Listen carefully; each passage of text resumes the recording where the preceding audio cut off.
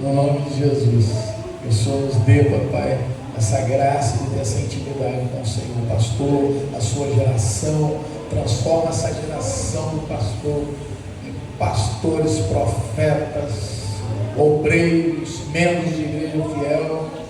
E no nome de Jesus, a tua palavra diz que tudo que lançamos sobre uma pessoa de bênção, ela volta também para nós. Então, aqui está a sua igreja lançando essa palavra sobre o pastor. E a nossa geração também, papai, vai estar nas tuas mãos. Obrigado por tudo. Usa com poder e graça tua garganta, tua mente, teu coração. Eu apresento o teu filho para dar o recado do Senhor nesta noite, nas tuas mãos. Em nome de Jesus. Amém, amém. Amém, igreja?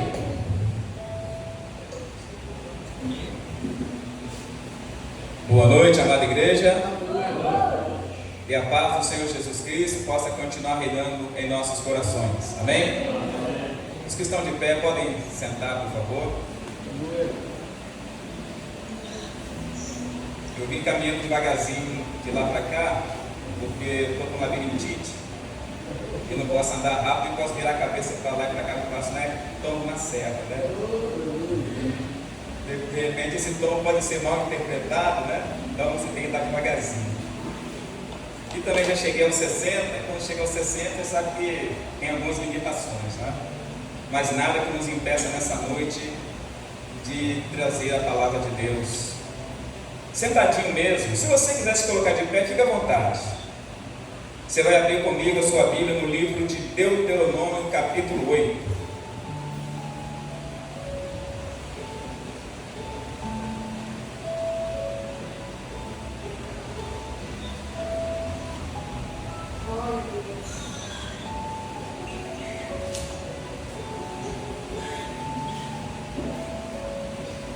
Versículo 1, 2 e 3.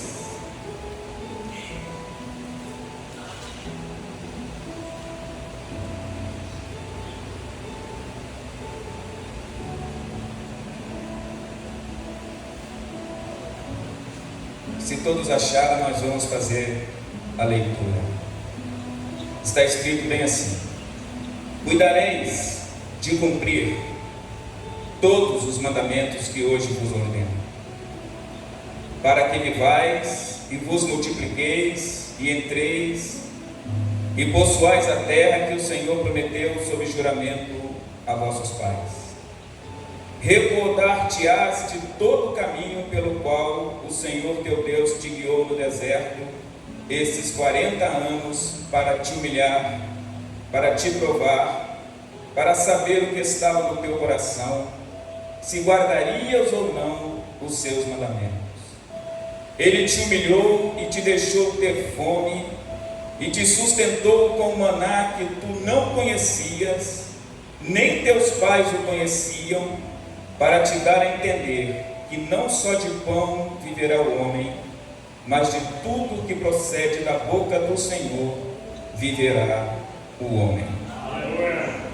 Amado Deus e Pai, estando eu na minha casa essa semana, o Senhor tocou no meu coração para ministrar essa palavra, tanto na igreja lá em Morada da Barra, na escola dominical, como foi hoje de manhã, assim também nessa congregação aqui em Ataíde. Meu Deus, não fui eu que fui até a Tua palavra, mas a Tua palavra veio até a mim. E eu creio que quando a Tua palavra sai da Tua boca, Senhor, ela não volta vazia, como foi dito nessa noite. E eu creio que o Senhor irá cumprir o propósito da Tua palavra em cada coração. Fala com este homem, fala com esta mulher, Deus. Fala com este jovem, com este adolescente. Fala com este casal, fala com esta família nesta noite. Fala com o Teu povo, Senhor. Fala com a Tua igreja. É a oração que nós fazemos a Ti, já agradecendo pela bênção e pela vitória, em nome de Jesus. Amém.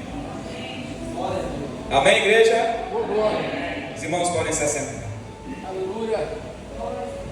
Glórias a Deus. Essa semana eu estava lá em casa e nós estamos passando por lutas, por batalhas, por dificuldades, por deserto. E Deus colocou essa palavra no meu coração para nós ministrarmos na escola bíblica dominical, como nós fizemos hoje pela manhã. E ficou batendo essa palavra na minha mente, no meu coração, Deus testificando que ela deveria ser ministrada aqui nessa igreja. Não em forma de estudo, como nós fizemos pela manhã, mas em forma de sermão. E como eu gosto sempre de dizer, que não é o profeta, não é o pastor, não é o pregador que vai até a palavra de Deus. É a palavra de Deus que vem até nós. Quem decide o que vai ser pregado, o que vai ser ensinado, o que vai ser ministrado, é o Senhor.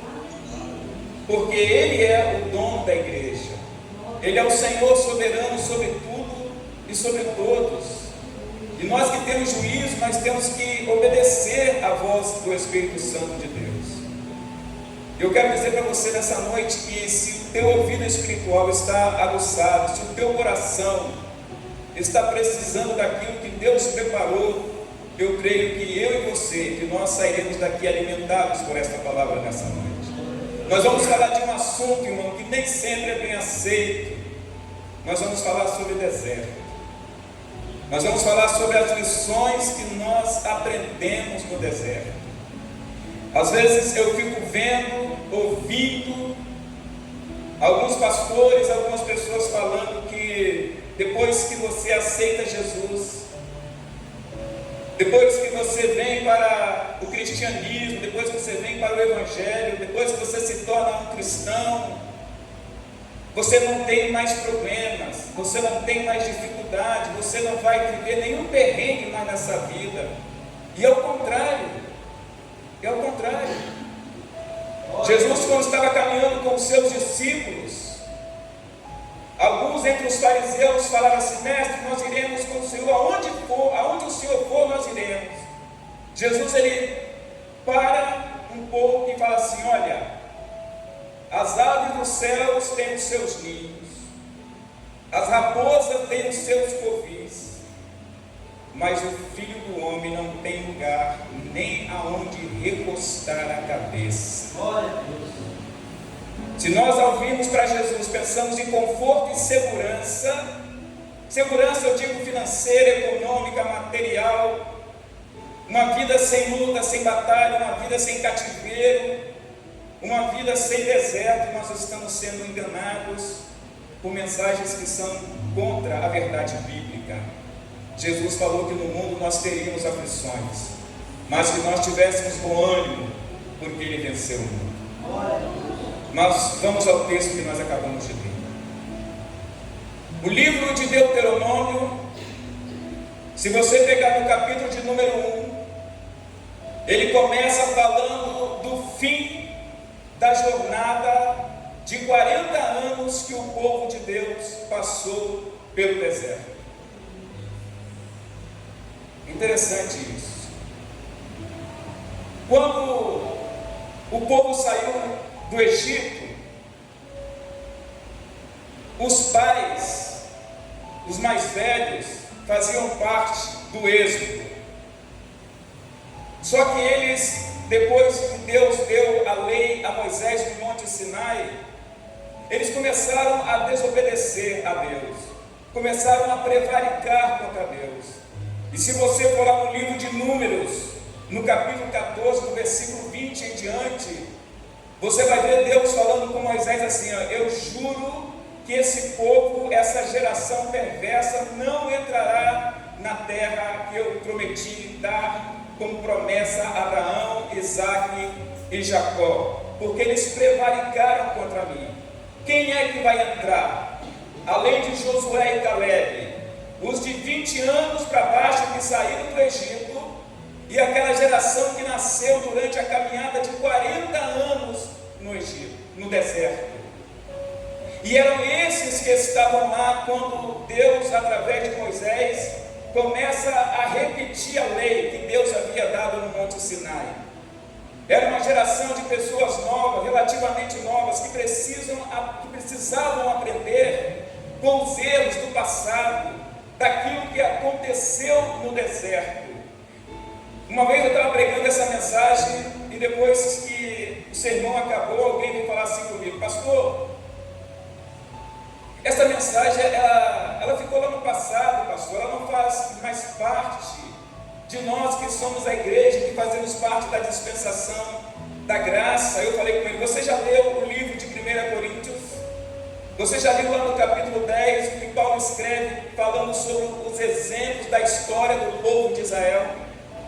Ele fala exatamente que aquele povo passou pela nuvem, passou pelo mar com relação a Moisés. Eles beberam da mesma rocha que era Cristo que os seguia, o texto bíblico vai dizer.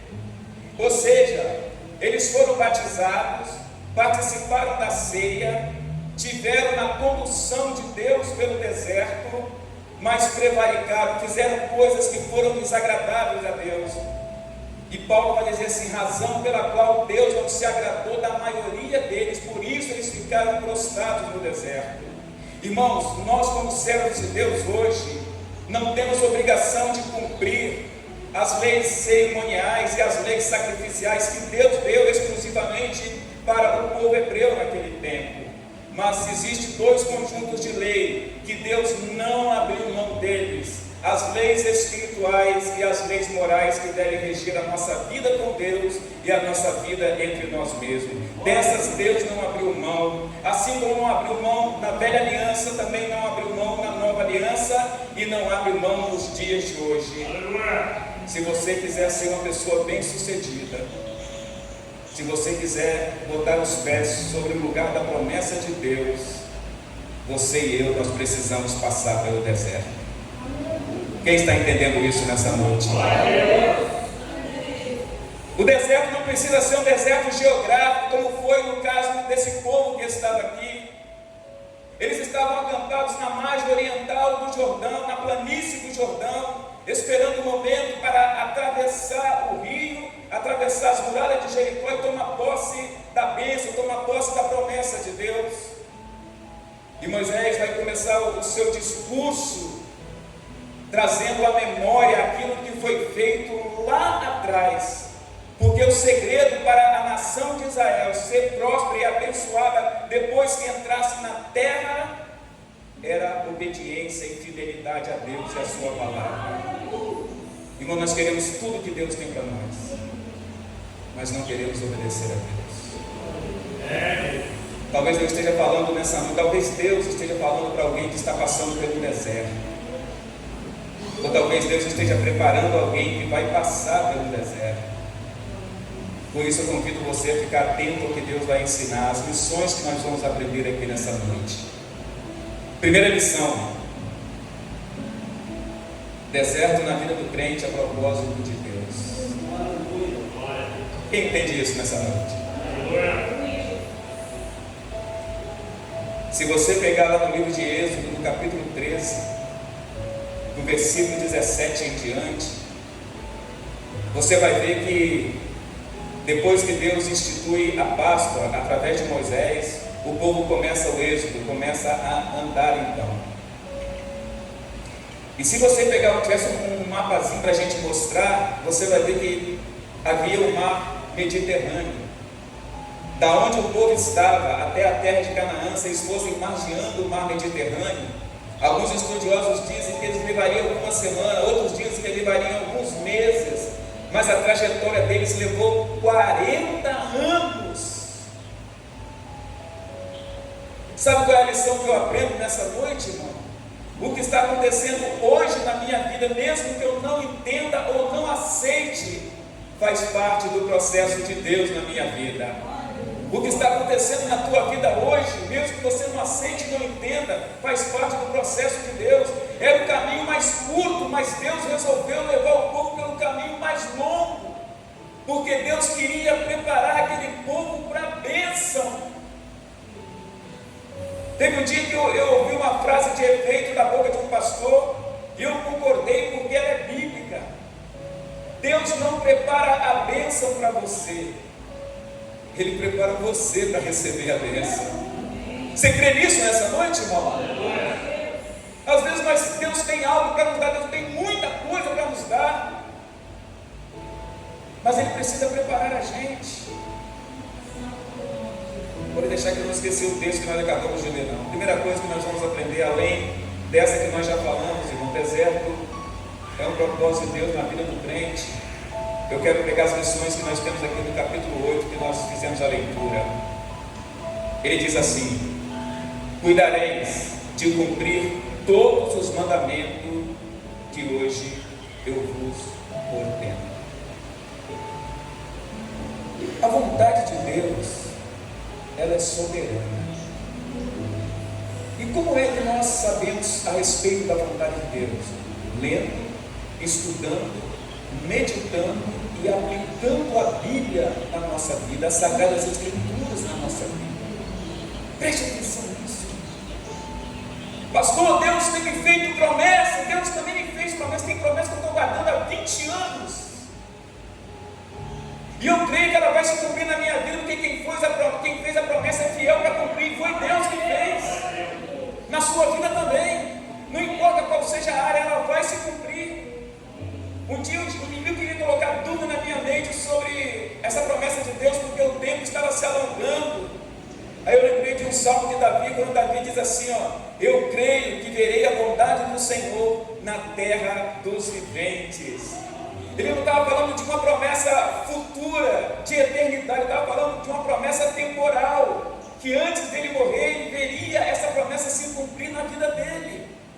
Mas como é que a promessa se cumpre na vida de um crente quando ele está disposto a obedecer, a ter o cuidado, o zelo da obediência, da fidelidade a Deus? As promessas de Deus, elas estão condicionadas à obediência, à fidelidade, a algo que nós temos que ser, o que nós temos que fazer. É por isso que tem muitos crentes decepcionados com Deus, mas deveriam estar decepcionados com a sua fé, com o seu modo de viver dentro da igreja. As coisas não acontecem, não fluem, não chegam até as mãos da gente, é porque nós não cuidamos de obedecer a palavra de Deus. Nós sabemos citar, sabemos onde está escrito, sabemos até o tempo em que foi escrito, o autor, aonde ele estava, sabemos a teologia do texto, mas quando Deus procura frutos, quando o Senhor procura obediência, Ele não acha. Uma das piores coisas que tem é o crente que tem mentalidade de escravo do mundo e das coisas desse mundo. Ele sai do Egito, mas o Egito continua ali. Ele traz à memória aquilo que acontecia com ele quando ele era escravo. Ele era escravo, mas ele comia bem. Eu lembro de um dia uma senhora falando comigo bem assim: pastor, eu não vou dizer que eu estou arrependido de ter vindo para Jesus não, mas se eu soubesse que era tão difícil as coisas com Deus, eu não teria vindo, porque quando eu estava no mundo eu não tinha esses problemas. Olha só a mentalidade. Recebeu Jesus como Senhor e Salvador, mas por causa dos percalços, porque foi ensinado errado. Ensinou que crente, ensinava para ela que crente não passa por problema, que crente não passa por dificuldade, que tudo que o crente pede recebe na hora e a tempo, sem precisar fazer nada, basta abrir a boca e pedir. Eu lembro de Deus lá no livro de Tiago ensinando sobre a sabedoria, e vai dizer assim, se algum de vós necessita de sabedoria, peça a Deus, que a todos dá livremente, mas peça porém com fé, em nada duvidando, porque o que duvida é semelhante à onda do mar impelida pelo vento. Não pense tal homem que receberá alguma coisa de Deus. Tem que pedir com fé aonde? Com fé na palavra, naquilo que Deus prometeu na Bíblia, nas Escrituras Sagradas, não na profetada de um homem que se diz ser homem de Deus, mas sim naquele que é de Deus e que prega e ensina segundo as Escrituras Sagradas. Aquela geração estava diante da terra prometida, eles estavam acampados na margem do Jordão, a terra estava lá, Deus havia cumprido até então tudo que ele havia dito a Abraão, ratificado em Isaac, em Jacó, em José, em toda a descendência depois de 440 anos. próprio Josué, depois que chega à terra prometida, ele vai dizer assim, ó: de todas as boas palavras que o Senhor falou, nenhuma delas se deixou de cumprir, todas elas se cumpriu como hoje se vê. Deus trabalha com fidelidade, mas Ele requer obediência e fidelidade dos teus servos para alcançar a promessa. Quem está entendendo isso nessa noite, irmãos? Cuidarei de cumprir todos os mandamentos que hoje eu vos ordeno, para que vivais e vos multipliqueis e entreis e possuais a terra que o Senhor prometeu sob juramento a vossos pais. O primeiro patriarca que Deus fez promessa foi Abraão. E a vida de Abraão não foi fácil. Foi uma vida difícil. O segundo patriarca que Deus ratificou a promessa que fizera a Abraão foi Isaac. E a vida de Isaac também não foi fácil. Foi uma vida difícil. O terceiro patriarca foi Jacó. E a vida de Jacó não foi fácil. Se você ler sobre esses patriarcas no livro de Gênesis, você vai entender o que nós estamos falando aqui. Foi muita luta, muito trabalho, muita adversidade, muita afronta, muito confronto, muita batalha. Não foi fácil. Nós queremos as coisas fáceis ou facilitadas para nós. As coisas do reino de Deus não são fáceis. Irmãos, se nós quisermos viver, se nós quisermos se multiplicar, se nós quisermos entrar e possuir a terra da promessa, nós temos que obedecer ao Senhor. Quando nós entramos nessa igreja hoje, nós entramos aqui para adorar a Deus, como foi dito, e a Ele seja dado toda a honra, toda a glória, louvor e adoração. Mas nós chegamos aqui nessa igreja também para ouvir o que Deus tem para falar conosco.